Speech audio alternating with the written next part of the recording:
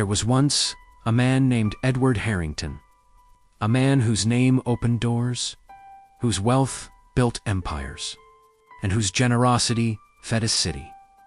He had everything money could buy, but he was about to learn something money could never purchase. Edward owned estates across Brighton Hills. His mansion stood tall, with marble floors and crystal chandeliers. Bentleys, a Rolls-Royce, a Range Rover. But what made Edward different wasn't his wealth, it was his heart.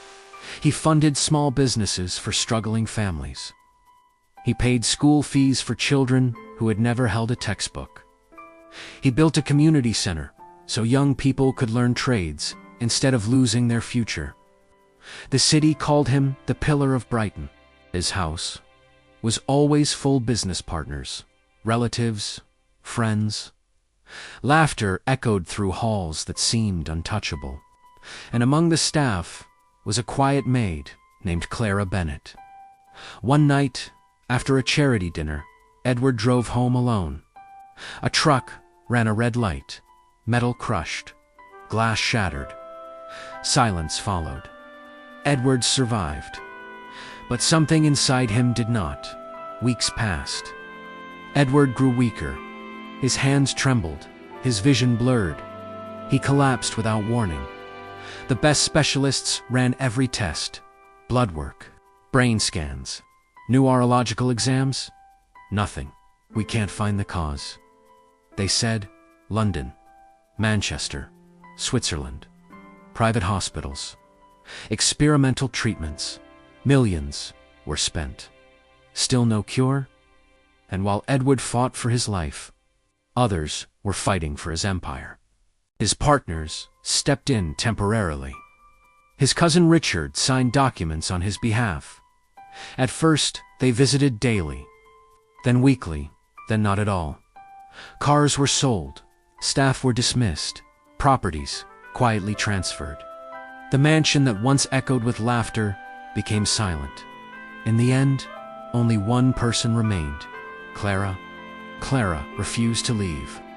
When Edward could not walk, she carried him. When he could not eat, she fed him. When pain kept him awake at night, she held his trembling hand. One evening, Edward whispered, "Why are you still here, Clara? I have nothing left." Tears filled her eyes. "You gave me dignity when I had none. You paid for my mother's surgery. You treated me like I mattered. I am not here for what you have. I am here for who you are." Months later, Clara found hidden documents in his study.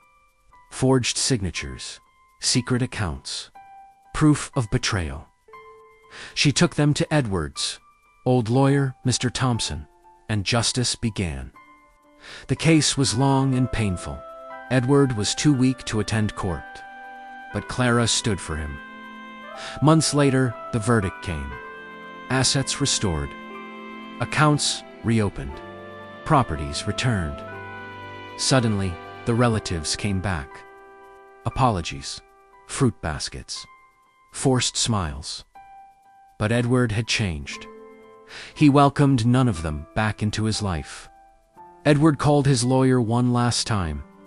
He created a foundation to permanently support small businesses and education in Brighton Hills, and he left the majority of his estate to Clara Bennett. She wept. "I didn't stay for this," she said. "I know," Edward replied gently. "That's why you deserve it." A year later, Edward passed away peacefully. Clara expanded the foundation. She named it the Harrington Heart Initiative, and the city remembered. Not the cars, not the mansion, not the millions, but the man. Wealth can attract a crowd, money can buy attention, power can gather people, but only character earns loyalty in the end. It's not about who stands beside you when you're successful. It's about who stays when you have nothing left.